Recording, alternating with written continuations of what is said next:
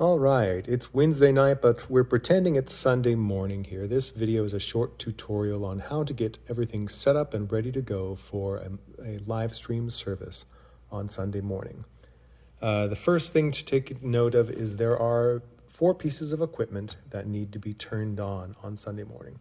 The pulpit camera, which is the furthest camera away, the lectern camera, the mixing board, and the PA, which is this big box underneath the computer monitor. Let's just run through it. On the pulpit camera, you will find the on-off switch right on top, far right. Press it forward, good to go. It will run through its startup cycle and you'll hear a little noise at some point here. The lectern cam, there's the noise, has an on-off button on the left-hand side. Press that, it turns on. Just press it hard enough and it turns on. There we go. One thing to notice about this camera, you will need to zoom. It always starts at the furthest zoom away. On top though, there's this little rocker switch, so rock it to the right, and it will zoom in. Yeah, so you're capturing mostly the lectern over there. You can adjust it a little bit on the fly during the service. The mixing board is the one that's a little harder to get to. The on-off switch is actually in the far back here, underneath these cords. So you just have to somewhat gingerly reach in here. You can see that little button that says on-off. Move the cord to the side, reach down, press it in. Thing lights up and comes on. And then finally, the PA is what powers the speakers for the sanctuary. So on the left-hand side here, there's a rocker switch. Rock it up, and those will kick on. You'll hear that little noise as they kick on as well. All right, so those are the only 4 things you should need to turn on. The computer is already on. It stays on all the time. If for whatever reason it logs out, there's a little sheet here with login information. It'll either ask you for the password, which is Lorimer3, Lorimer3, or a PIN number, which is 1835. Most of the time, though, you won't need to worry about that. I do have all of this also written on this yellow sheet, which is on a music stand to the left. Good spot to put your bulletin while you're running the live stream as well. All right, so assuming you've got everything turned on now and you're ready to go, next step is double-click the OBS Studio logo, which is on the left-hand side here of the desktop. It'll only take a few seconds for that to load in.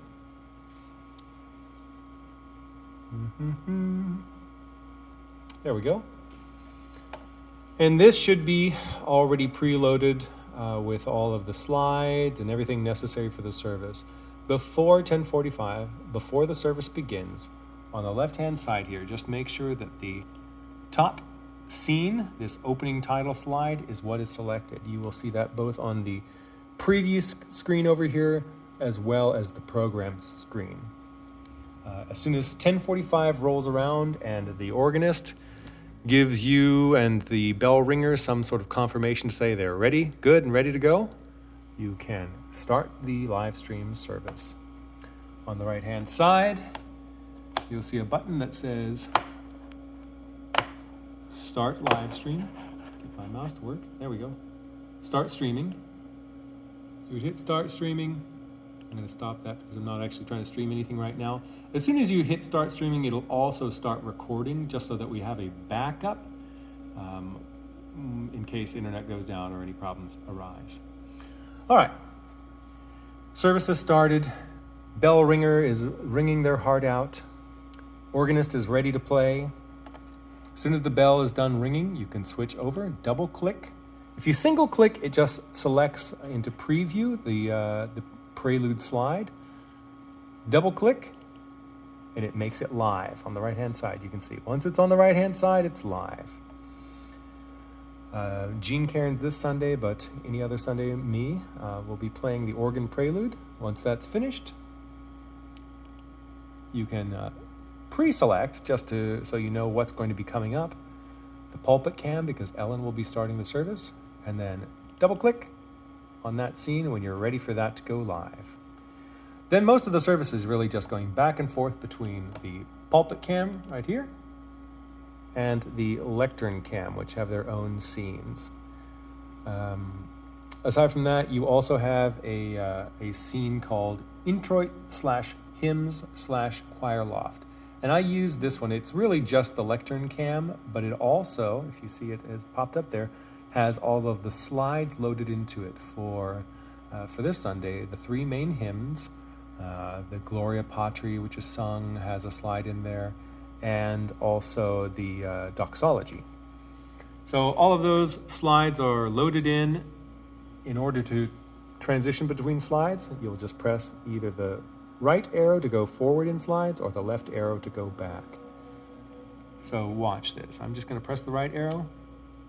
Right now, these are not live. I've only single-clicked that scene, but there's verse 1, verse 2, verse 3, verse 4, and then there's a blank slide in between that you can just leave there until you're ready to have it start the next set, which would be the later hymns. All right, so that's the majority of it. Of course, if you want these to be showing to anyone watching at home, we do need to double-click that to make sure that it is live over there. And same procedure, just right and left arrow keys to cycle through all of these slides. The mixing board, you really shouldn't need to worry about too much. But what you can see here is there are 16 channels on this mixing board. The main thing I want you to notice is the lights up here at the top. Unlit, unlit, red, red, unlit, red, red, red, red, red, red, red, red, unlit, unlit, red. This is channel 1 through channel 16. The ones that are not lit up are the ones that are live, the ones that are actually picking up sound. This is marked on the page that I printed out for you, but channel 1 is pulpit, so that should stay live at all times. Channel 2 is the handheld mic, which we don't use most of the time, but it doesn't hurt to keep that one live. These are empty, don't worry about them. Channel 5 is the lectern. So that's the lectern mic. You can leave that. You don't need to mess with these at all, really. They should stay this way, but just for your reference. Pulpit, handheld, lectern. These two are for the choir loft. I installed 2 hanging choir mics up here. You also don't need to worry about them, but just be aware that the choir loft is picking up sound, so don't be chatting up here. And try to be quiet. They will pick up the organ quite well. And then channel 16 on the far right, which I may have mislabeled on the paper, is Earpiece Mic. So anytime Ellen has an earpiece, which is almost exclusively on first Sundays of the month where we are celebrating communion, she will use her earpiece mic, which allows her the mobility to move around up in the chancel area. Right now that's muted. It doesn't have to be because she has the power to mute it as well. But anyway, if for whatever reason Ellen's talking and you don't hear anything, just make sure that that's unmuted. Make sure it's unlit just like that. That's what it should look like. And these little volume fader sliders down below are adjustments for volume. They should be about where they need to be. All right, so that is the majority of it. If you have any issues, find someone who has more experience. Talk to either Joanna Shaver or Phil Shaver, possibly John Brockling, or Shelby Brantley. They will be able to give you some explanations beyond this. After the service is over, all you need to do then is click the same button that you clicked before. Right now it says start streaming, but when the service is running, you can hit stop streaming there.